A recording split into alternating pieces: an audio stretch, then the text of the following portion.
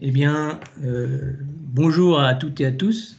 Je vous souhaite la bienvenue à ce webinaire organisé par la CCI, à laquelle le CIC que je représente a le grand plaisir de participer sur la thématique du paiement en ligne.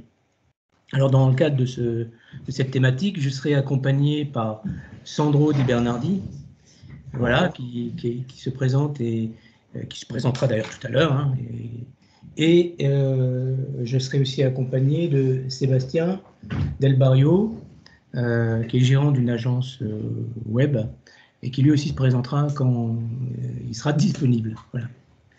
Bien. Donc là, vous voyez tous la présentation. Ce que je me propose d'animer sur les moyens de paiement, c'est de le partager sur 4 points. Rapidement parler de l'état des lieux de l'e-commerce avant d'aborder l'aspect paiement en ligne, où je mélangerai malgré tout les solutions qui peuvent être utilisées en fonction de la cible. Et je terminerai sur un sujet d'actualité qui est l'impact réglementaire imposé par la DSP2, la directive des services de paiement 2, et surtout lié aux moyens de paiement, la 3DS V2. Ça, c'est le sujet qui doit normalement être la priorité à régler par les e-marchands. Alors, je m'appelle Yves Tazelmati, je suis animateur marché au sein du CIC Est.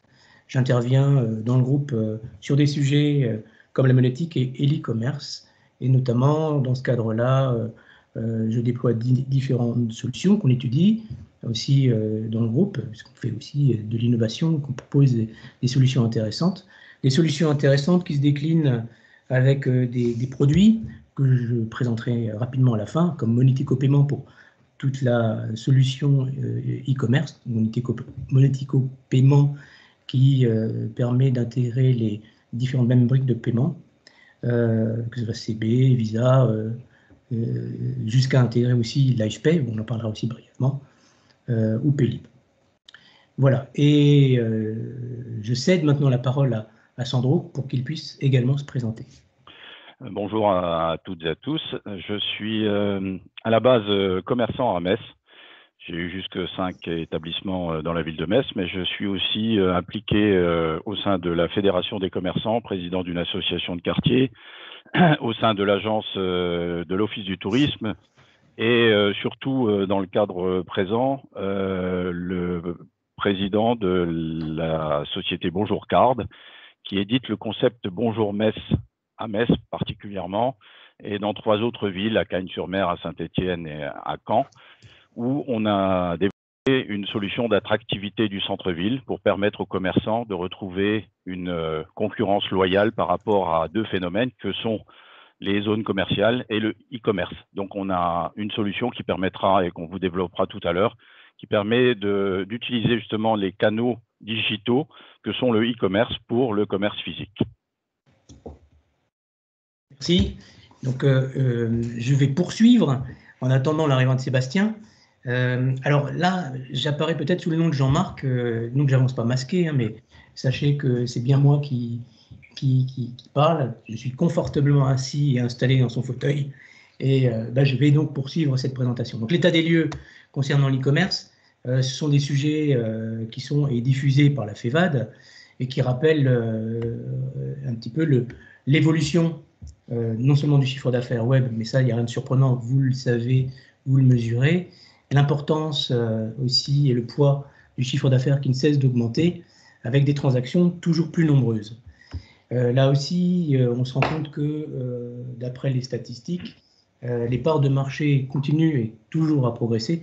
Donc, selon les activités, c'est évidemment plus fort, mais ça représente maintenant et désormais 10% de l'ensemble du commerce de détail. Là encore, dans le cadre de l'évolution de l'e-commerce, des points d'attention d'ailleurs à prendre en compte pour les marchands, c'est les liens que beaucoup commencent à nouer avec les places de marché. Et ça, c'est aussi un facteur de progression très fort.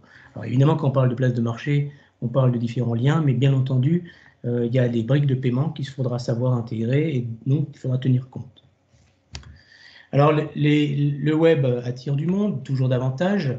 Il s'adapte d'ailleurs au comportement des consommateurs, mais vous le savez aussi, c'est tout en position, enfin en réflexe mobile, où les solutions permettent aux consommateurs évidemment de consulter, visualiser, précommander et acheter. Et donc là, on est à plus pratiquement 50% des consommateurs qui utilisent leur mobile pour mais là aussi, avec la quantité d'utilisateurs, le montant moyen des transactions chute, parce que là aussi, le réflexe maintenant est bien pris par la plupart des consommateurs addicts à acheter n'importe quel produit, enfin je dis n'importe quel produit, mais les produits et services qu'on consomme aussi de tous les jours, régulièrement. Pour continuer, l'aspect aussi statistique concernant les moyens de paiement, là encore, on le reprécise, ça permet de le souligner. Pour l'instant, en tout cas en France, c'est bien la carte bancaire qui est l'instrument de paiement le plus largement utilisé. Suivi, alors de près non, mais pas loin quand même, c'est tout ce qui concerne les wallets ou les portefeuilles en ligne et qui simplifie largement le la transformation de la commande en achat. Hein, utiliser un wallet sans utiliser son numéro de carte facilite aussi l'acte d'achat. Crédit Conso, bah ça c'est la particularité proposée ou souhaitée en tout cas par les marchands qui, eux, proposent des services ou des produits à un prix bien plus élevé et qui, bah, comme dans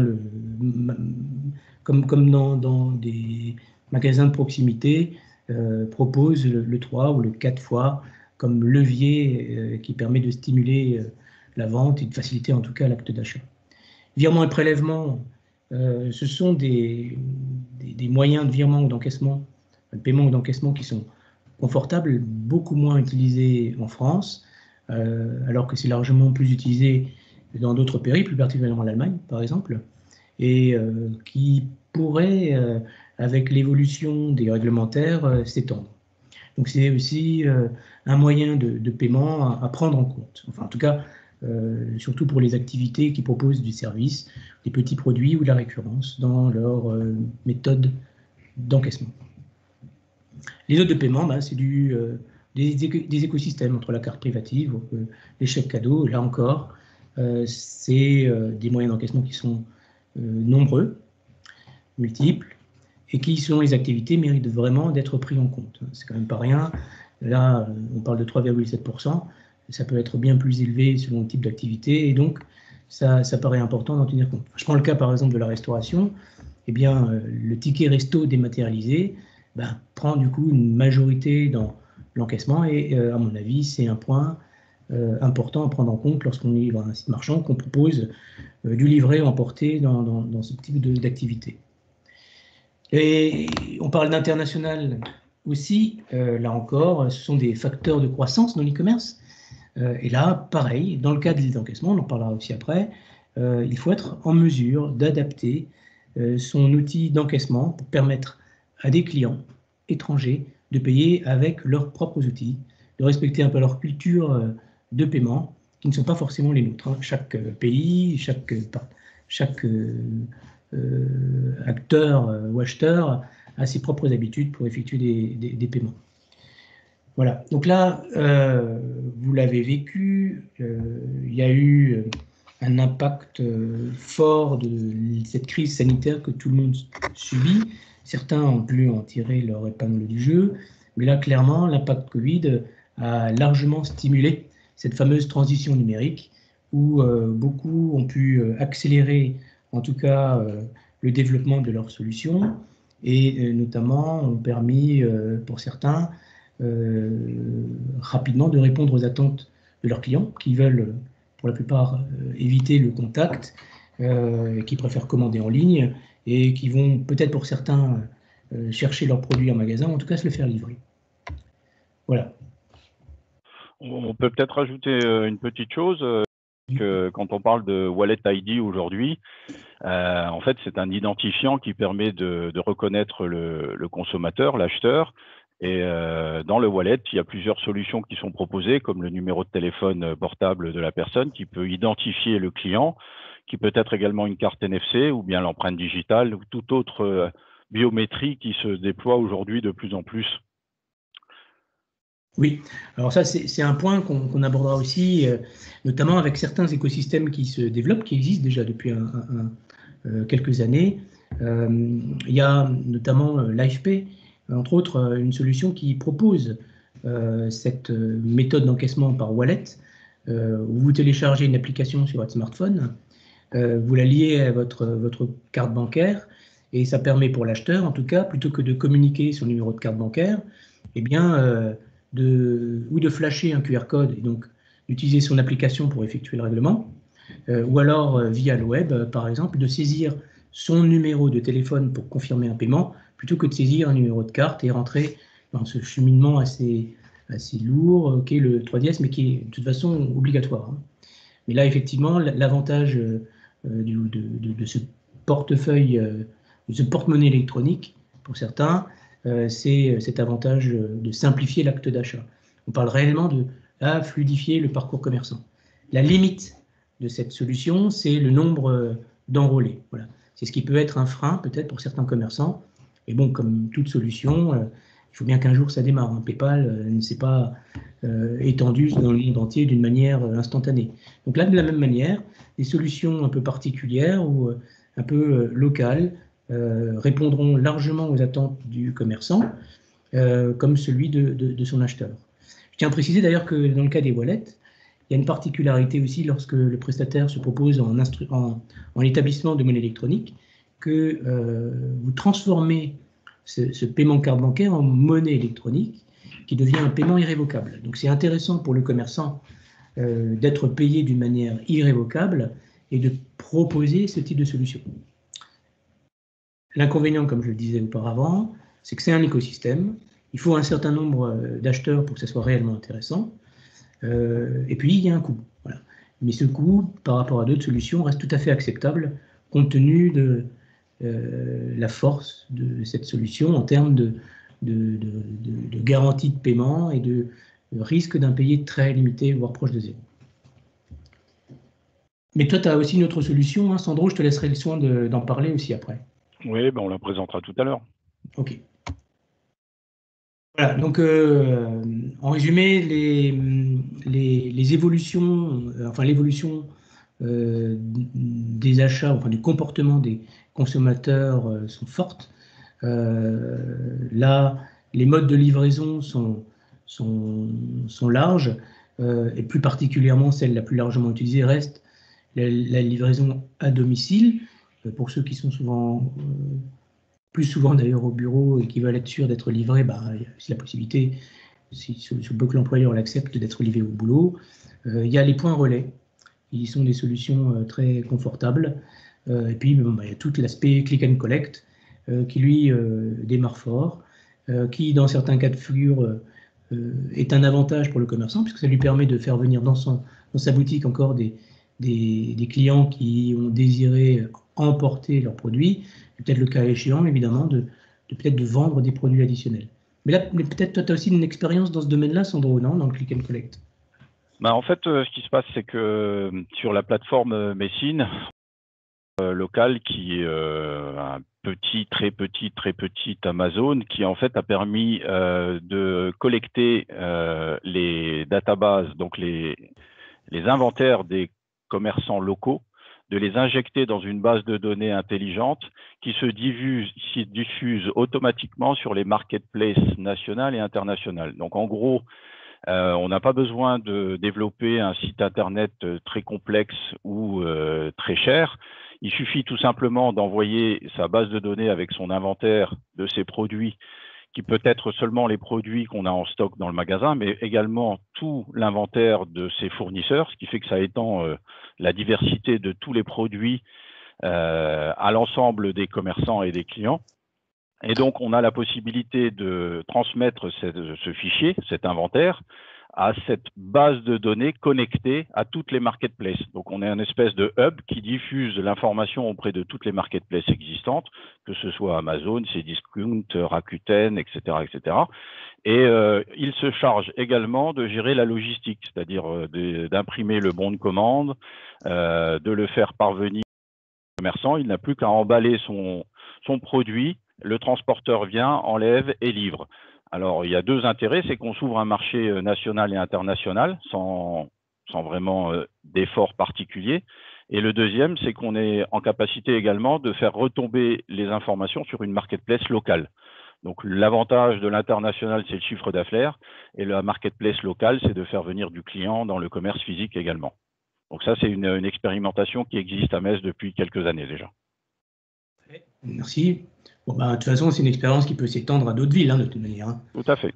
Voilà, ce sera parfait pour le tester peut-être ailleurs. Donc si parmi l'audience, il y en a qui souhaitent vivre cette expérience, n'hésitez pas à nous en parler. Voilà, donc là, dans le cadre aussi des tendances web qui étaient déjà fortement annoncées l'année passée et qui continuent à se poursuivre et à s'étendre cette année, on est de toute façon dans le mobile first, ça continue à progresser. Les progressive web apps, donc ça permet aussi de bien lier ces applications sur un téléphone sans mourir par des frais de développement ou de maintenance trop fortes. Et là encore, la recherche vocale. Alors là, c'était un sujet intéressant. On avait fait appel à Olivier Andrieux sur ce sujet, notamment, qui abordait et expliquait un peu l'intérêt de la recherche vocale. Donc pour l'instant, c'est encore en état d'embryon, mais il est nécessaire quand même de s'y pencher et d'accumuler une certaine expérience. L'expérience, d'ailleurs, permettra de faire la différence lorsque ce sera plus largement déployé. Donc les motivations des marchands, eux, pour les reprendre par rapport à tout ce qu'on propose et de ce qu'on veut mettre en avant, ça reste le principal, augmenter son chiffre d'affaires. Voilà, donc là, clairement, et plus particulièrement depuis le début de cette année, les marchands ont bien pris conscience de l'intérêt d'une vitrine ou d'un site marchand complémentaire à leur offre. Alors, ils vont aussi bien comprendre, pour certains, que c'est pas juste je crée un site, je le mets en ligne et puis ça roule tout seul. Donc, clairement, derrière, ça nécessite quand même du temps, de la compétence qui n'est pas forcément celle du marchand, mais parce qu'il peut s'appuyer sur des compétences externes, notamment d'agences web ou alors de partenaires qui peuvent l'accompagner. Et bien entendu, derrière, ça nécessite aussi une certaine rigueur dans le suivi des commandes, le suivi des relations avec les clients qu'on gère à distance. Et puis derrière, pour faciliter justement cet objectif d'augmenter son chiffre d'affaires, eh bien, ma foi, c'est de proposer à ces commerçants un parcours client le plus simplifié, le plus fluide possible. Et donc, c'est aussi sur ce sujet-là que la brique de paiement prend aussi tout son sens et qu'il est nécessaire d'y rester très attentif. Voilà. Après, bon, bien entendu, c'est les différents points qui sont d'accroître sa visibilité et d'attendre sa zone de chalandise. Voilà, donc en fait, pour continuer et poursuivre dans le cadre de ce qui concerne beaucoup de commerçants qui ont décidé de passer le pas, qui ont un site physique, eh bien, c'est basculer du coup vers de la livraison éventuellement et de faire le lien avec les différents outils qui peuvent exister. Donc là encore, dans l'esprit de beaucoup de consommateurs, la livraison est un point essentiel parce que souvent on paye avant d'être livré. Et ça, c'est aussi bien la culture plutôt française. Et je rappelle que là, dans ce cadre-là, dans le cadre de la livraison notamment, dans d'autres pays, et ceux qui sont même limitrophes, le paiement s'effectue à la livraison. Donc là aussi, dans le cadre des paiements, il faudra être en mesure d'adapter sa brique de paiement en fonction de la typologie et de l'origine de ses clients et leur permettre d'accepter de payer comme eux l'entendent. Donc d'accomplir en fait ou de leur parcours. Voilà. Je poursuis encore dans la même logique des moyens de paiement qui s'adressent maintenant dans ce qui a beaucoup fonctionné ces derniers temps et qui continue à s'accroître, solution qui est appliquée depuis longtemps, hein, qu'on peut même associer au Drive que vous connaissez déjà. Et donc pareil, dans le cadre du Click and Collect, qui porte tous ses avantages d'ailleurs pour les marchands, et bien là encore, il y a dans cet esprit-là de l'encaissement qu'il faut savoir prendre en compte, et de la même manière, être capable d'adapter son offre en fonction aussi de la cible qu'on va déterminer, de sa façon, enfin de l'offre aussi d'encaissement qu'on veut lui permettre. Donc entre certains qui sont prêts à accepter d'être payés au moment de la recherche du produit, ou alors qui acceptent que le paiement s'effectue au moment de la livraison. Tous ces cas de figure-là doivent se penser largement avant pour adapter sa brique de paiement. Mais là, tu as aussi une expérience, Sandro, peut-être, dans ce cas de Click and Collect.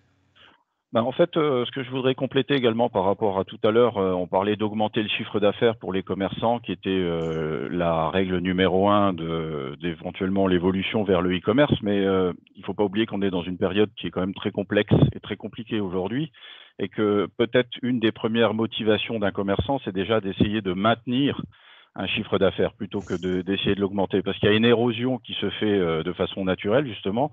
Une part du marché s'évapore vers le e-commerce, donc le fait d'y aller est une nécessité pour tous les commerçants aujourd'hui.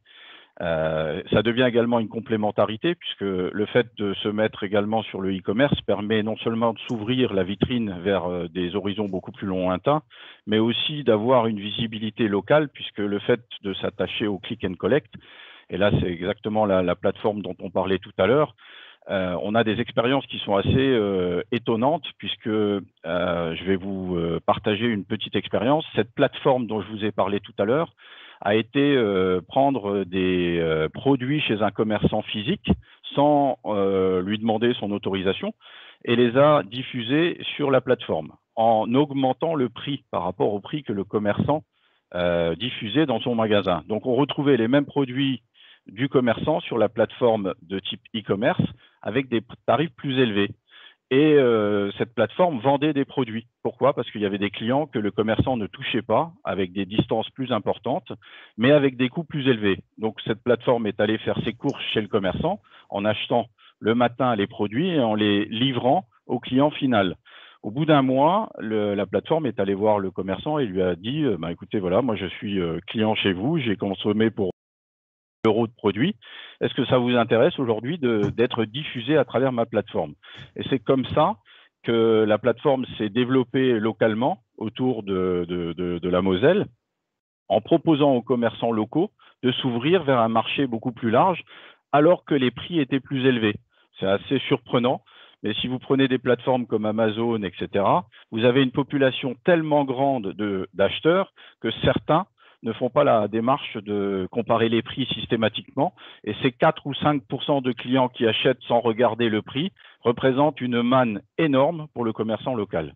Et donc cette notion de plateforme locale et de click and collect est très très importante aujourd'hui, et c'est un chemin que tous les commerçants doivent emprunter aujourd'hui. D'accord. Mais du coup, là, dans le cadre du paiement, parce qu'on parle vraiment aussi de la brique d'encaissement, là, dans cette solution dont tu parles, tu utilises les briques d'encaissement d'Amazon? Exactement, ce sont les briques. C'est ça, ce sont les briques existantes d'Amazon ou de toutes les marketplaces, et qui diffusent justement des solutions de paiement tellement vastes que le one click permet de façon pratiquement systématique. C'est l'acte d'achat, c'est le coup de cœur, et la facilité d'acheter avec un seul clic permet de déclencher la vente. D'accord. Bon, de toute façon, c'est un sujet intéressant. Ça fait partie de ces fameuses, de ces briques de paiement alternatif qui facilitent aussi la transformation et l'acte d'achat, et qui le transforme en une expérience agréable pour le consommateur. Peut-être un peu plus cher pour le commerçant, mais en tout cas, l'objectif est atteint. Donc là, dans le cadre de, justement, on atteint un petit peu aussi le point des réseaux sociaux, parce que vous avez des acteurs, des marchands qui étendent aussi leurs produits ou leurs offres, évidemment sur leur propre site, voire sur des sites marchands, des sites marketplace, mais également sur des réseaux. Donc là, les réseaux maintenant s'ouvrent à de la vente de produits en ligne, et là encore, proposer de la vente en ligne avec ces nouveaux outils, dans le cadre de la vente en ligne, eh bien, sont pas toujours aisés.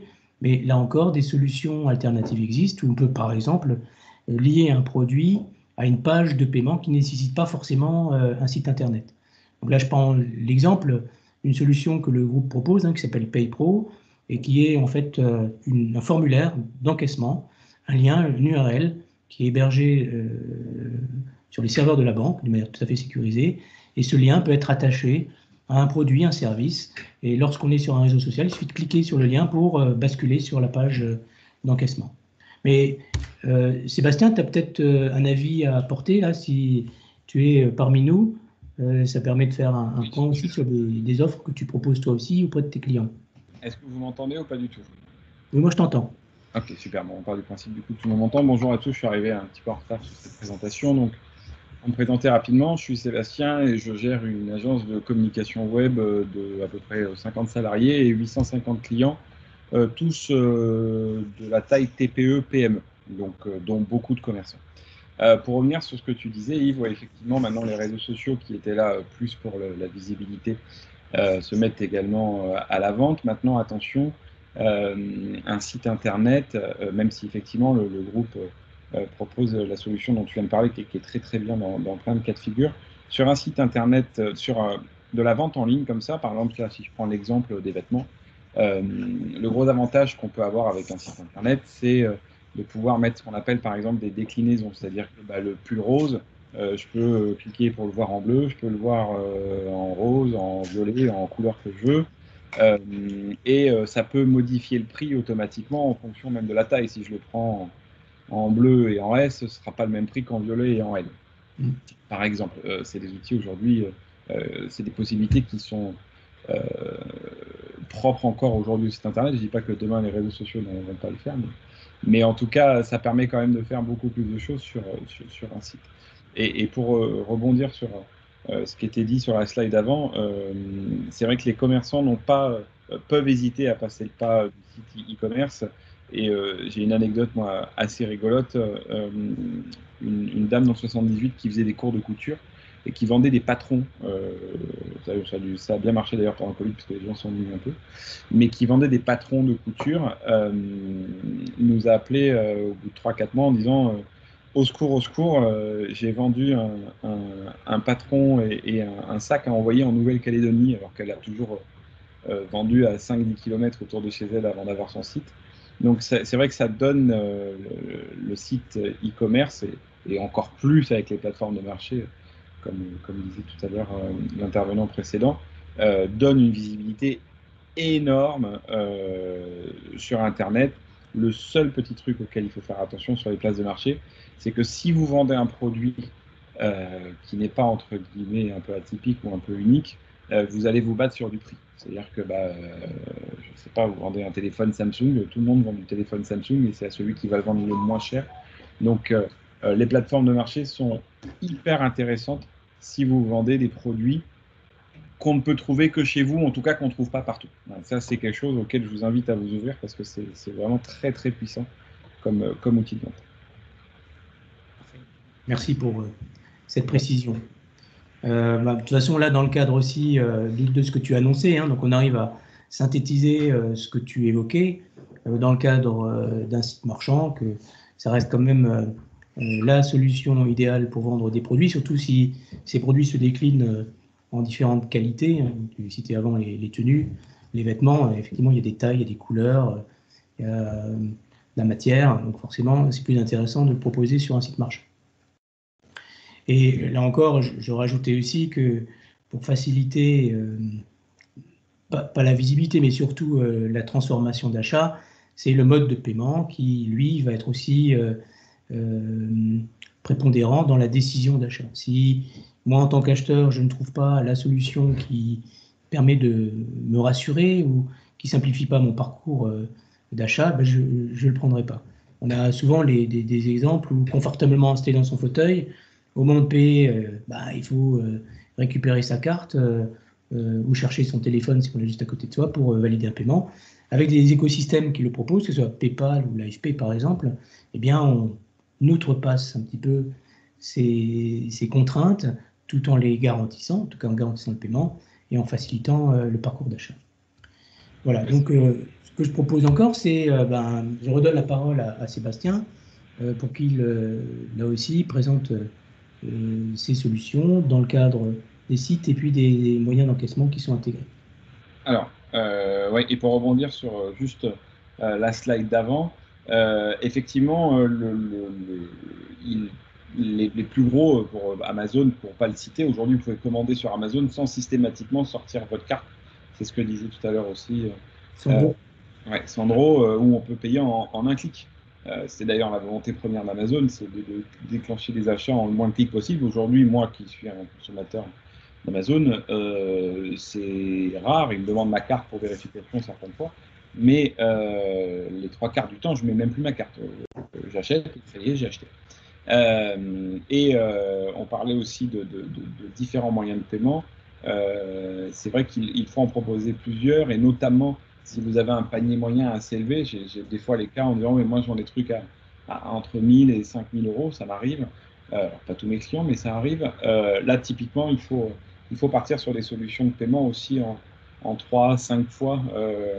Et on a discuté avec Yves, c'est quelque chose que Monetico, par exemple, propose, puisqu'on l'a installé déjà chez des clients. Voilà, ça, en fonction du panier moyen, s'il est élevé, c'est indispensable de faire du paiement en plusieurs fois, parce que ça peut être complètement un frein à la vente. Pour revenir du coup sur ASAP, aujourd'hui, pour vous expliquer un peu rapidement le parcours, moi je travaillais précédemment dans des grosses sociétés parisiennes, et puis je me suis lancé à mon compte. J'ai commencé avec des grosses sociétés qui étaient en fait mes anciens patrons. Et puis on s'est fait démarcher par des petits comptes, des petites boîtes qui avaient toujours les mêmes problématiques en fait. C'est des gens qui n'avaient pas de sous, enfin pas la trésor pour faire la com qu'ils voulaient, qui n'avaient pas le temps et qui n'avaient personne en interne pour s'occuper de leur communication. Donc on a décidé de se concentrer sur de la TPE, PME, c'est maintenant 6 ans, et ça marche très très fort là-dessus, parce qu'on a vraiment identifié ces problématiques et on y a apporté une réponse. Pour revenir sur le sujet qui est les moyens de paiement, c'est ce que je disais à Yves quand il m'a interrogé là-dessus. Nous, ce qu'on préconise au démarrage d'une activité, quand vraiment il n'y a pas de site e-commerce avant et qu'on a quand ça va prendre et à quelle vitesse ça va prendre, on propose des solutions qui sont plutôt sans abonnement. Donc PayPal, Stripe. Je préfère Stripe que PayPal perso, parce que je trouve que l'interface est hyper simplifiée. Mais alors, l'avantage de ces solutions, c'est que quand on ne vend pas, ça ne coûte rien. On ne paye qu'à la transaction. L'inconvénient, c'est que ça coûte plus cher à la transaction. Stripe, de mémoire, on parle de 1,44%, plus 25 centimes par transaction. Mais au début, ça a ce côté pratique parce que ça ne coûte rien à mettre en place et on ne paye qu'à la transaction. Par contre, dès que le volume commence à être un peu plus important, là, il faut se rapprocher effectivement d'une solution un peu plus costaud, moins onéreuse, en fait, parce que les deux font le boulot, mais moins onéreuse. Et là, on invite les clients à se rapprocher effectivement de leur banque, et on a mis du Mercanet, du Monetico, différentes solutions. Voilà, n'hésitez pas à vous rapprocher du CIC. Nous serons là pour vous accompagner avec des solutions d'encaissement aussi originales et certainement moins chères que Stripe. C'est ça, c'est moins cher. Merci. Je passe la parole aussi à Sandro, alors, qui pourra présenter de manière plus claire sa solution. Oui, alors en fait, c'est un constat qu'on a effectué il y a quelques années en arrière sur quel était un des premiers freins à l'attractivité du centre-ville. Donc les commerçants se posaient la question pourquoi les clients venaient de moins en moins effectuer leurs achats dans les commerces de centre-ville. Et on a effectué un petit sondage qui nous a fait sortir en tête des problèmes le stationnement. Le parking était un des premiers freins à l'attractivité des centres-villes. Donc on s'est attaché avec la ville, avec la Fédération des commerçants et les opérateurs de parking, à trouver une solution. Et on a mis en place cette carte que vous voyez, qui est une carte de type contactless, donc NFC, qui aujourd'hui permet de rentrer dans tous les parkings de la ville. Vous avez 5 opérateurs qui gèrent les 12 parkings, et vous avez également les horodateurs qui sont gérés par un opérateur qui est Indigo. Et cette carte permet aujourd'hui de stationner dans tous les parkings et dans toutes les rues de la ville de Metz. Pourquoi? Tout simplement parce qu'elle est reconnue par les opérateurs de parking. On a développé des services qui permettent à chaque utilisateur de cette carte de rentrer dans un parking. Ça ouvre la barrière parce que tout simplement, c'est un porte-monnaie électronique. Donc, on est là vraiment dans la solution de moyens de paiement. C'est un wallet, donc un porte-monnaie qui permet de s'identifier à l'entrée d'une borne et de payer à la sortie. Donc, il n'y a plus besoin de ticket, il n'y a plus besoin de faire la queue. Vous rentrez, la barrière s'ouvre, vous sortez, vous avez payé. Quelle est la nouveauté et la particularité de cette carte? C'est que cette carte peut être créditée de deux façons. Soit on y a mis un moyen de paiement classique, c'est-à-dire une carte bancaire qui est couplée comme un compte PayPal. Donc, vous n'avez pas besoin de sortir votre carte bancaire pour payer. Vous présentez cette carte à la borne de sortie et automatiquement, on débite votre carte bancaire. Mais la grosse nouveauté et la grosse particularité pour lutter contre justement les phénomènes de diffusion sur les extérieurs, sur les centres commerciaux ou sur le e-commerce, c'est que le commerçant a la possibilité de vous créditer cette carte lors d'un acte d'achat. Donc, quelque part, chaque fois que vous allez faire votre shopping chez un commerçant à Metz, votre commerçant vous crédite ce qu'on appelle un cashback. Donc, c'est un pourcentage de l'acte d'achat que vous avez effectué chez lui. Et cet argent va servir à payer le stationnement. De la même façon que quand vous allez dans une zone commerciale, on dit que le parking est gratuit, mais en fait, c'est totalement faux. Le parking est payé par les commerçants qui vous l'offrent. Donc, cette carte aujourd'hui a commencé à mettre une nouvelle tendance, c'est dire que les commerçants du centre-ville vous offrent votre stationnement. Donc ça, c'est la notion de cette carte qui s'appelle Bonjour Metz et qui peut être déclinée dans toutes les villes. On l'a déployée dans 3 autres villes actuellement. Et on est en discussion avec une 50aine d'autres villes qui veulent répondre à ce problème qui est la fuite des clients du centre-ville. Et les commerçants sont équipés du TPE que vous voyez là. C'est un terminal de type Android avec une solution qui a été développée spécialement pour les commerçants qui permet et d'encaisser et de créditer le cashback du client avec cette carte. Donc, on présente la carte pour payer en sans contact. En fait, c'est un acte de type e-commerce. On est vraiment dans la notion de ce qu'on parle depuis le début, c'est-à-dire que ce TPE remplace une tablette dans laquelle vous allez saisir votre numéro de carte bancaire, votre date d'expiration et votre code CVV. Et plutôt que de le faire manuellement, en fait, on va lire les informations sur votre carte de façon sans contact et ça va opérer la transaction financière, bancaire, et ça va vous créditer votre cashback sur votre carte qui va vous servir pour payer le stationnement. La grosse particularité, c'est qu'on collecte pas mal de data, c'est que les transactions sont instantanées, sécurisées, et d'autre part, ce qui se passe également, c'est que vous avez tout un tas d'outils marketing. On peut faire du mailing, du chèque cadeau, du paiement en plusieurs fois, ce qu'on évoquait sur les sites de e-commerce. Et cette solution permet aujourd'hui à tous les commerçants du centre-ville de se mutualiser autour d'un seul opérateur bancaire, pour ne pas le citer, donc le CIC aujourd'hui, qui récolte l'ensemble des flux bancaires et qui, par la mutualisation, permet d'obtenir des tarifs qui sont moins élevés en termes de coûts bancaires. Donc, plutôt que de payer avec votre carte bancaire, le commerçant va avoir à peu près 0,5, 0,4, 0,6% de frais bancaires. Avec cette solution, on obtient 10 à 20% de frais bancaires moins élevés pour le commerçant. Donc, cette solution est complète. C'est un écosystème qui permet en fait de générer ce qu'on appelle aujourd'hui une monnaie locale, puisque l'ensemble des cashbacks qui sont distribués par les commerçants ne sont utilisables que dans la ville qui les émet. Donc, on évite la fuite d'argent qui va finir dans la ville voisine, dans le centre commercial voisin ou même dans le site Internet.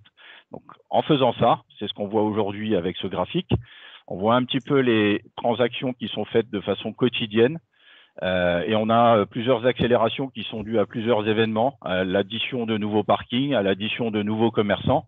Et ça représente aujourd'hui à peu près une moyenne de 3000 transactions par jour uniquement chez les commerçants de la ville de Metz, en pleine augmentation, et un petit frein dû au Covid pendant le confinement, et c'est reparti derrière. Donc voilà, vous voyez à peu près 65 000 personnes qui sont porteurs de cette carte dans la métropole Messine, qui représente à peu près 350 000 habitants. Vous avez 12 parkings qui sont connectés, 5 500 places de voirie, et ça représente à peu près 865 000 € de transactions par an. C'est ce que fait aujourd'hui notre société, donc Mobium, pour débloquer et libérer l'attractivité du centre-ville dans les écosystèmes de type ville de 100 000, de 50 à 100 000 habitants à peu près. Bien, ben, c'est une solution intéressante qui sera de toute façon suivie de près, que tu as démarré il y a quelques années. Et peut-être qu'un jour, l'AFP t'accompagnera dans ce genre de projet. Sans jamais. Avec plaisir. Alors, je vais rajouter, si tu veux bien, Yves, parce oui. qu'on n'en a pas parlé, mais il y a la notion dans les moyens de paiement, il y a le mandat CEPA dématérialisé qui est en train de décoller de plus en plus, qui remplace pratiquement la carte bancaire, puisqu'aujourd'hui, on peut signer électroniquement une autorisation de prélèvement en un simple clic. Je crois que tu avais un lien qui permettait de voir comment ça se passe. En fait, on envoie un lien web aux commerçants ou aux clients qui permet, en remplissant un petit formulaire de quelques lignes, en rentrant son IBAN et en signant électroniquement, autorise le commerçant ou le vendeur à faire un prélèvement bancaire instantané qui est totalement sécurisé. Donc ça, aujourd'hui, c'est assez nouveau et c'est en plein développement puisque les coûts de transaction sont encore moins élevés qu'une carte bancaire. Ben, je te le montrerai après, parce que quand je parlerai justement juste après sur les moyens de paiement, je l'aborderai aussi rapidement. Très bien. Et je te laisserai encore le soin de le développer. Parce que là, on a parlé des situations, des cas qui doivent prendre en compte, évidemment, le marché, les cibles, pour pouvoir intégrer aussi la brique de paiement, hein, qui est finalement récompensera tout l'effort qui aura été réalisé. Parce que dans l'absolu, on parle du paiement en ligne, c'est vrai que ça vient en bout de course de tout le développement qu'un marchand peut être amené à gérer. On a un site marchand, mais malheureusement et souvent, la brique de paiement est prise en dernier. Alors, pour plusieurs raisons, hein. Déjà, on ne sait pas comment l'obtenir, on ne sait pas vraiment où la chercher, c'est peut-être des difficultés dans l'intégrer. Et après, il y a tout l'aspect coût tarifaire qui peut rebuter certains, et on le met toujours en dernier lieu. Mais sincèrement, la brique de paiement coûte très peu cher, je l'aborderai encore après, et puis les commissions sont largement pas l'équivalent des frais qui sont dépensés pour gérer un site. Donc là, de toute manière, dans le cas d'un paiement en ligne, il faut en tenir compte clairement dès le début, enfin, de toute façon, sachant que ça peut toujours évoluer, ça c'est aussi l'avantage des briques de paiement, mais il faut être en mesure, comme je le disais auparavant, de choisir une brique de paiement ou plusieurs en fonction de sa clientèle ciblée, de l'intégrer dans sa stratégie locale ou internationale. Et comme je le disais, un Allemand ne paye pas comme un Français qui ne paye pas comme un Belge. Chacun a sa façon de payer. Les Américains ont leur méthode pour payer, ont aussi leur façon de gérer la livraison d'un produit ou le retour éventuel d'un produit. Donc tout dépend de votre cible marché. Et donc là, on arrive vraiment à des questions que peuvent se poser les commerçants et qui sont là aussi certainement entendues. Et ça, je prends le cas de Sébastien qui doit l'entendre, qui a déjà certainement toutes les réponses pour les accompagner, puisqu'il le présentait et parlait avant. Quand tu commences, tu ne sais pas où tu vas, donc ne prends pas trop de risques avec une brique de paiement. J'ai une solution facile à intégrer et j'y vais. Et donc là, c'est la même chose. C'est souvent les questions qui se posent une fois que le site est monté, c'est quelles sont les solutions de paiement que je peux intégrer. Par exemple, dans un site vitrine, on peut prendre un marchand qui comprend maintenant l'enjeu de mettre un site marchand. Il a un site vitrine, il n'y a pas encore la partie e-commerce qui le permet. Comment je fais? Voilà. Là encore, il y a différentes réponses qui peuvent être apportées à ce marchand. Je prends par exemple un CMS, WordPress, que tout le monde connaît. Si un site vitrine est construit en WordPress, bah là, la réponse peut être rapidement apportée. De la même manière, si j'ai j'ai pas de moyen de le faire évoluer parce que je ne connais personne, là encore, il suffit d'utiliser les services de certains prestataires de services de paiement ou la banque, comme nous par exemple, de mettre un lien vers une page de paiement qui ne nécessite aucun développement, aucun site internet et qui permet de faire le lien de manière très simplifiée vers de l'encaissement à distance. Mais là encore, peut-être toi, Sébastien, tu as une expérience à annoncer, expliquer dans des réponses à apporter pour des clients qui te demandent des moyens d'encaissement à distance. Oui, on a eu le cas sur un cabinet ophtalmologique, par exemple, qui voulait avoir une solution pour faire payer ses consultations à distance. Donc, l'idée était pas de faire un site e-commerce, mais là, c'est en termes d'image. Et donc, on a proposé la solution du CIC. PPRO, c'est ça, si je dis pas de... Oui, oui. Donc ça remplit complètement le boulot. Après, effectivement, les solutions, les briques de paiement à mettre en place sont vraiment personnalisées en fonction de qui vend et qui est l'acheteur. Oui. Comme tu disais, on va chercher de l'international, est-ce qu'on met de l'Amex, par exemple, c'est un sujet qu'on a souvent, est-ce qu'on prend des briques de paiement qui prennent Amex ou pas? Est-ce qu'on se limite à certaines cartes? Est-ce que, alors, tout à l'heure tu parlais aussi, mais c'est pour revenir un peu dessus, la question de la livraison que je mets un peu au moment du paiement aussi, parce que c'est à ce moment-là que le sujet vient et ça va influencer le prix.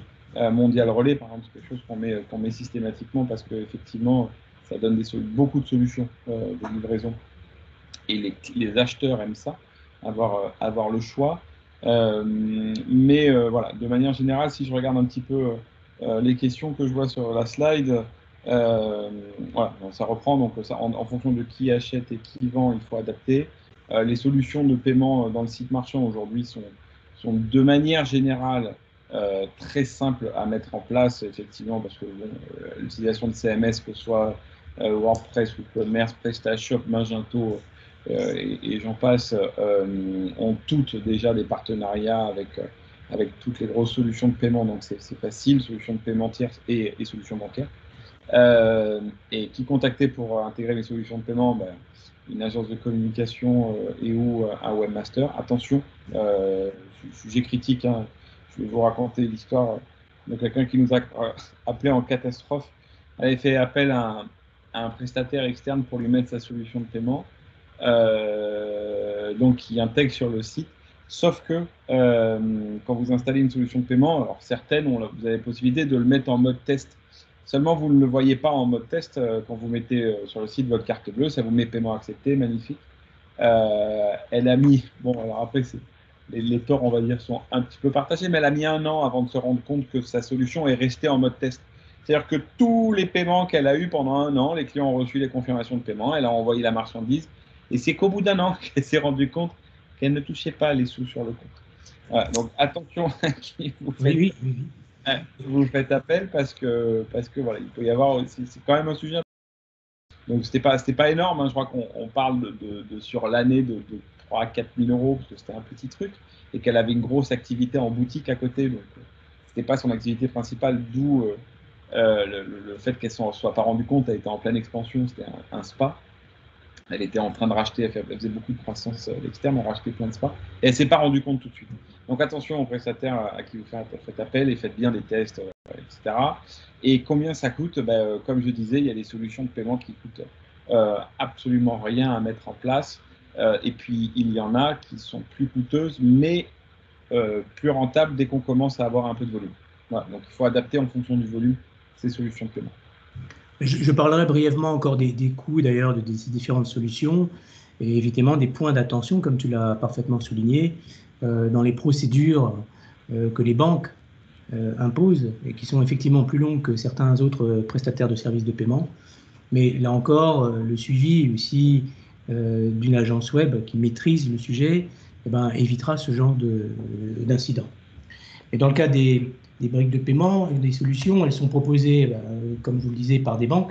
Les banques disposent de leurs propres solutions qui sont disponibles en agence, qui ne sont pas disponibles en ligne comme le proposent certains prestataires de services de paiement, et eux-mêmes proposent des solutions de type clé en main.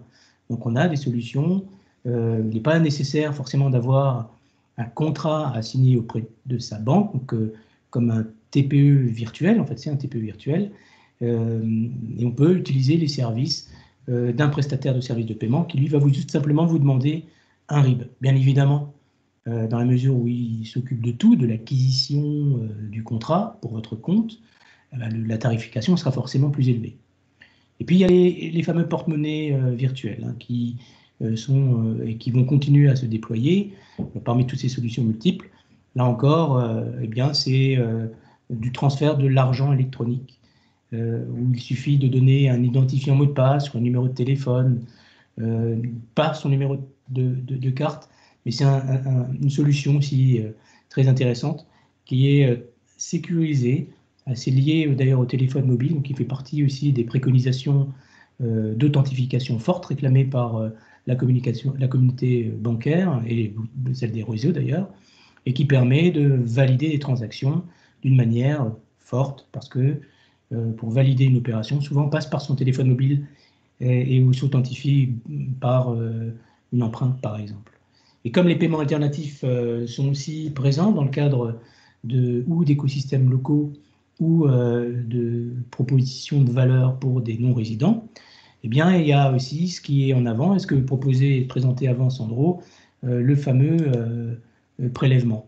Donc là, il y a des prestataires. Bon, je ne pourrais pas le montrer là, ça ne marche pas. En tout cas, je vous l'enverrai éventuellement, le lien vers une page qui présente un exemple de prélèvement en ligne. C'était ce que tu expliquais juste avant, d'ailleurs, Sandro. Ouais, tout à fait. C'est pour ne pas les citer, c'est une société anglaise qui s'appelle GoCardless qui permet aujourd'hui de faire du prélèvement automatique avec une signature électronique totalement dématérialisée.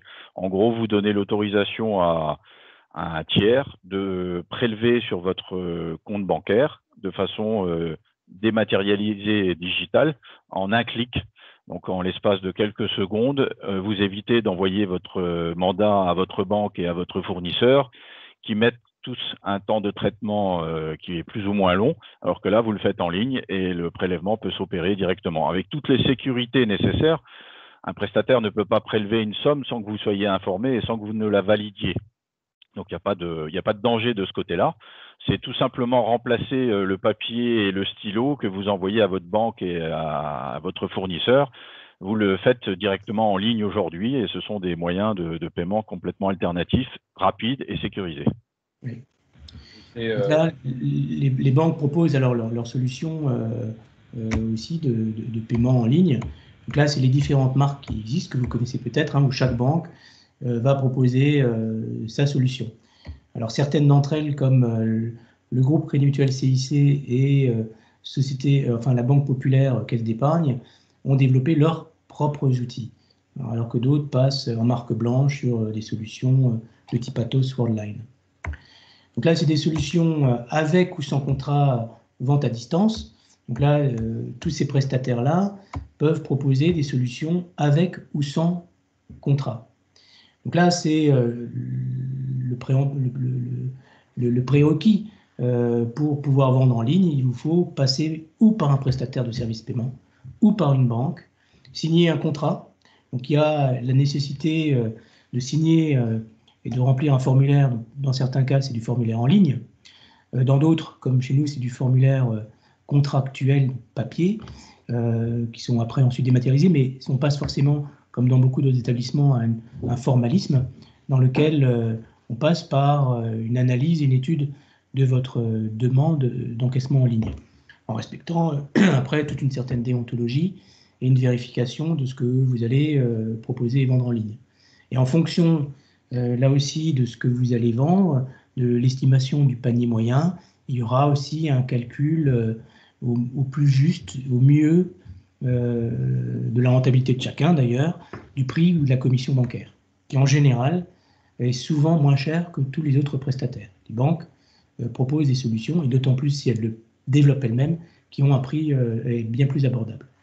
Et pour intégrer ensuite ces fameux TPE virtuels, là encore, il est nécessaire ou de développer les outils, ou alors d'acheter des plugins qui peuvent s'intégrer dans les outils e-commerce disponibles, souvent libres, sur le site. Alors là, il y a des prestataires qui développent... alors là, je donne un exemple, il y en a bien plus, mais là, en prenant le cas de CMS utilisés comme support de sites marchands qui sont assez largement étendus, comme Magento, WooCommerce, bien entendu, PrestaShop, et bien là, vous avez différentes solutions en ligne qui vous permettent d'intégrer un plugin permettant de gérer les moyens de paiement. Donc là, dans le cas de WooCommerce, comme Presta OpenCart, vous avez des prestataires techniques qui proposent des solutions clés en main permettant de brancher la brique de paiement sur un site marchand. Donc c'est des plugins qui ne sont pas bien chers d'ailleurs du reste. Ce sont des plugins que vous payez une fois entre 60 et 100 ou 200 euros selon le CMS. Et ensuite, évidemment, il faut, si vous avez les capacités, le paramétrer en respectant les procédures qui vont être présentées par le PSP ou votre banque, ou alors tout simplement, et le plus facile, de vous faire accompagner par votre agence web. Donc là, il y a des solutions d'encaissement en ligne sans avoir besoin de sites internet. Donc chacun il va avec des solutions qui sont proposées ou bien à son logiciel de caisse. Dans le cas justement maintenant du Click and Collect, pas mal d'éditeurs logiciels de caisse proposent l'extension vente en ligne. Donc là encore, à partir d'une caisse, on peut gérer un site marchand et puis utiliser des outils clés en main pour pouvoir encaisser en ligne. Ou alors, celui-ci dont je vous parlais, PayPro, qui est un formulaire permettant d'encaisser une prestation ou quelques produits en ligne. Alors je vais aller vite, mais là c'est pour rappeler que malgré tout, dans un échange de paiement, il y a quand même des contrôles qui sont réalisés, qui sont en fait en quelques microsecondes, hein, donc c'est 1-2 secondes, où les données vont être enregistrées, vérifiées, contrôlées avant de valider le paiement et permettre aux commerçants, grâce aux outils, de valider une commande qui aura été, dont le paiement aura été vérifié. Alors, attendez. Voilà. Donc là encore, dans le cadre des paiements, je rappelle que là aussi, vous devez prendre en compte un petit peu les différentes méthodes d'encaissement. Hein. Donc, est-ce que je veux avoir un encaissement immédiat? Donc, tout ça, ce sont des paramètres dont il faut tenir compte. Est-ce que je veux pas me prendre la tête dès que je vends un produit, clac, le paiement est immédiat. Ou alors, j'ai du stock, je ne suis pas sûr de le mettre à disposition. Donc là, peut-être que je vais différer le débit de la carte de mon client. Je peux aussi proposer de ce qu'on appelle du paiement partiel. Le client commande 15 produits, je peux en livrer que 2. Eh bien, dans ce cadre-là, je ne vais encaisser que la partie que je lui livrerai. Et puis, il y a la partie des abonnements, donc ce qu'on appelle les paiements récurrents. Ou alors les fractionnés. Alors ça, c'est le point aussi qu'évoquait avant Sébastien pour les fractionnés. Fractionner, c'est la possibilité de proposer du paiement en plusieurs fois. Donc, ce que proposent la plupart des établissements, en tout cas le nôtre, c'est du paiement en 2, 3 ou 4 fois. Ça ne reste pas du crédit, mais c'est la possibilité de diviser le montant à payer selon les fractions que vous déciderez, avec un risque commerçant. Ce qui est différent d'une société de financement comme Cofidis, par exemple, qui, elle, contre une commission évidemment mesurée, va vous permettre d'être payé immédiatement moins la commission, et elle prendra à sa charge le risque éventuel d'un impayé.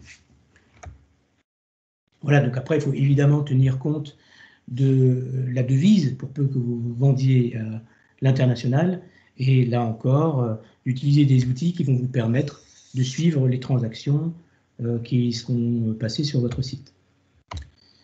Voilà, donc on parlait aussi des modes de paiement. Sur un site, eh bien, vous avez l'expérience, enfin le parcours client qui doit être le plus fluide possible.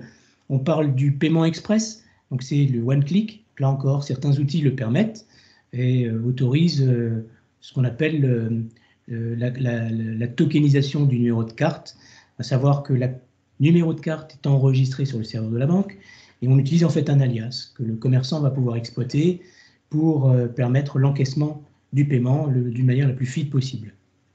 Vous avez aussi la page qui peut s'intégrer sur un site marchand, comme personnaliser les pages de paiement. Ça aussi, les solutions bancaires comme des prestataires l'offrent à vous de voir comment vous souhaitez, vous pouvez l'intégrer. Et là encore, c'est des points techniques où vous en avez les compétences ou pas. Dans ce cas-là, ne pas hésiter à le préparer et à le formaliser auprès d'une agence web. Bon, après, pages de paiement adaptées pour tous les mobiles, elles le sont toutes maintenant. Je rappelle aussi encore que vous devez bien prendre en compte les moyens ou les habitudes de paiement des de vos clients. Si c'est à l'étranger, il faut être en mesure de proposer des solutions d'encaissement qui sont multiples. Hein, donc en fonction du pays, d'adapter la brique de paiement qui le rassurera. C'est des exemples de pages de paiement aussi que vous pouvez rencontrer. Donc c'est des exemples, quand on tombe sur une page de paiement, on peut les personnaliser, on peut proposer du one-click.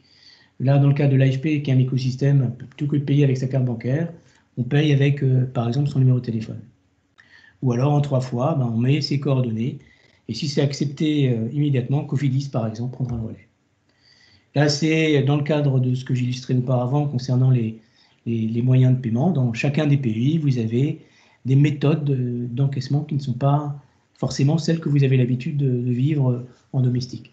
Donc là aussi, en fonction de votre cible, être en mesure d'adapter votre méthode d'encaissement. Là, c'était un zoom que j'avais pris pour résumer ce que certains pays limitrophes proposent. La carte de crédit est souvent proposée, mais là encore, les habitudes des consommateurs des autres pays ne sont pas forcément les mêmes. Et là encore, je prends le cas de l'Allemagne, le paiement sur facture, donc à la livraison comme le virement, sont des moyens d'encaissement qui sont largement privilégiés. Donc là, je rappelais le point des modes de paiement utilisés. Hein. Pensez bien qu'aujourd'hui, si vous vendez en France, pour l'instant, la carte bancaire est largement utilisée.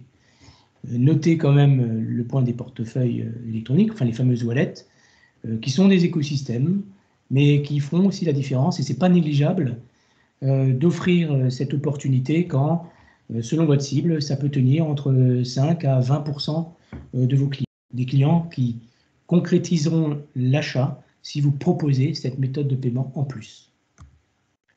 Donc en résumé, les objectifs du paiement en ligne, c'est toujours améliorer le taux de transformation et assurer une sécurité maximale pour minimiser vos risques. Donc là, notre solution, en tout cas, si je veux parler d'un court éclairage sur notre solution Monético, c'est une solution clé en main qui intègre tout ce dont je parlais, comme les briques de paiement, qui permettent de faciliter la transformation d'un acte d'achat en paiement. Alors je vais passer rapidement sur les solutions pour conclure un petit peu sur les impacts réglementaires. C'est un point que je voulais souligner parce que c'est un point d'actualité, malheureusement négligé par trop de commerçants, et ça c'est le cas qui a été signalé auprès de la Banque de France. L'impact réglementaire qui date de septembre 2019 impose l'authentification forte des transactions de paiement. Vous le connaissez, vous en avez déjà entendu parler, le 3DS, qui n'est pas toujours mis en place, mais maintenant on est passé au 3DS V2. Et le 3DS V2 a été un souhait des différents opérateurs, banques comme réseaux, pour améliorer le parcours client et surtout le sécuriser. Et donc là, il y a une nécessité claire de faire améliorer son outil, enfin de le faire migrer vers une version 2 qui va non seulement apporter des informations financières, mais surtout des informations clients. Donc on va apporter des références de commandes, des adresses, le nom de l'acheteur, parce que cette grande différence dans l'application du réglementaire, c'est de faire transférer la responsabilité du paiement, non plus au commerçant, mais cette fois-ci à la banque du porteur. Et quand la banque du porteur va prendre cette responsabilité, elle ne la prendra que sous réserve que toutes les informations soient claires et que le porteur se soit correctement authentifié. Une banque ne prendra quasiment aucun risque. Ça veut dire que si le commerçant n'applique pas les règles qui lui sont recommandées et qui sont déjà annoncées depuis l'année dernière, qui sont relancées d'une manière régulière par différents acteurs de paiement, par la FEVAD pour ceux qui sont et qui le suivent régulièrement, ou LSA, enfin tous les magazines en parlent, de simplifier, enfin de passer à une authentification forte pour ne pas se trouver finalement le bec dans l'eau quand le porteur, l'acheteur ne pourra pas payer parce que sa banque dira non, ton paiement n'a pas été authentifié par ton marchand, je ne paye pas. Et c'est un sujet d'actualité parce que depuis le 1er octobre, eh bien, se met en place ce qu'on appelle le soft decline. C'est le moyen utilisé par les banques de porteurs pour éventuellement, le cas échéant, ne pas payer une transaction. Le soft decline va se poursuivre d'octobre jusqu'à mars 2021. Et c'est-à-dire que progressivement, le plafond du montant autorisé va diminuer. Aujourd'hui, pour l'instant, des paiements non authentifiés, enfin des montants au-dessus de 2 000 € non authentifiés ne passeront plus. C'est-à-dire pour l'instant, en dessous, c'est bon. À partir de janvier, c'est des montants supérieurs à 1 000 € qui ne passeront plus. À partir de février, ce sont des montants supérieurs à 500 € qui ne passeront plus. Et après, à partir de mars, ce sont des paiements en dessous. Donc là, potentiellement, tous les paiements non authentifiés ne passeront plus. Donc là, l'horloge de compte à rebours a bien débuté. Je profite de cette audience pour vous tenir informé, pour ceux qui ont les sites marchands, de bien vérifier l'état de leur authentification. Donc là, les enjeux du 3DSV2, c'est bien diminuer le taux de fraude, de fluidifier l'acte de paiement pour que tout soit facilité au sein des échanges des transactions. Voilà. Donc là, je termine par le résumé de l'impact pour le porteur. Hein. Il va forcément, lui aussi, et il est déjà, pour certains, habitué à s'authentifier, à valider son paiement. Et au pire, si jamais ça ne fonctionne pas, il y aura un retour, dans certains cas de figure, qui est paramétrique, le permettant de rejouer une opération en étant authentifié. Et sinon, la transaction ne sera pas acceptée et le commerçant ne sera pas payé de la vente qu'il aura réalisée. Bien, dans ce cadre-là, là je terminerai sur ce point. Moi, comme mes partenaires, sommes là à votre écoute pour vous accompagner dans vos projets. On est là évidemment pour répondre à vos éventuelles questions. Quant à nous, en tant que banque, eh bien, nous sommes là aussi pour vous accompagner, pour financer vos éventuels projets. On est là pour vous écouter et vous soutenir, et pour faire en fait de votre projet e-commerce eh bien, une opportunité pour développer votre chiffre d'affaires, et puis de rester dans cet esprit-là à votre disposition maintenant pour répondre à vos éventuelles questions.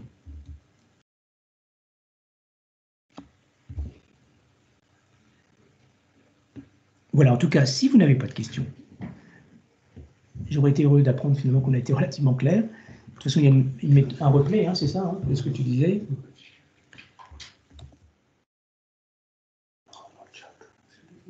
Ah, dans le chat. Là, afficher la conversation. Donc, je regarde s'il y a des questions.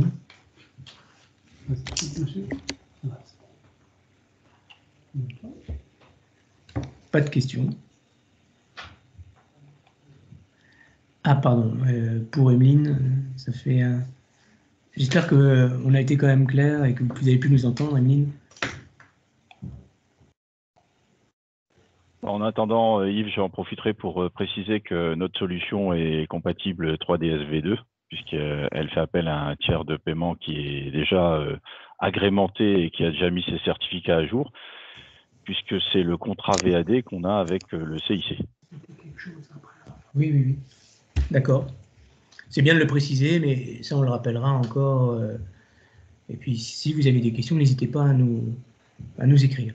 Enfin, je laisse le soin, d'ailleurs, à Jean-Marc de lui céder la parole et le mot de la fin. En tout cas, pour ma part, ça a été un plaisir d'animer ce thème en compagnie de Sandro et de Sébastien. Merci à Sandro et à Sébastien pour le temps que vous m'avez consacré. Merci, parce que je sais que votre emploi du temps est très chargé. Je vous en suis reconnaissant et je vous souhaite à toutes et à tous une belle fin d'après-midi. Au revoir. Merci, à bientôt. À bientôt. Oui, merci. Je voulais également préciser que pour ceux qui le souhaitent, vous pouvez contacter les conseillers CCI. Donc, je vois certains conseillers d'entreprise qui sont connectés. Hein. On est aussi à l'écoute des entreprises pour les aider à faire le point sur leurs projets. On a des outils de diagnostic relativement simples qui permettent ensuite, en fonction de ces résultats, de bénéficier d'un accompagnement de la CCI. Donc, n'hésitez pas également. Voilà ce qui va clôturer ce 3e webinaire d'une série de 15. Donc, rendez-vous demain matin on ouvrira à 9 h avec un webinaire sur les outils de collaboration en ligne. Ce sera Google demain matin. Et sur la thématique e-commerce, revenez vendredi à 11 h pour le webinaire sur le click and collect. On aura le plaisir de retrouver Sandro d'ailleurs. Voilà, merci à tous, à bientôt.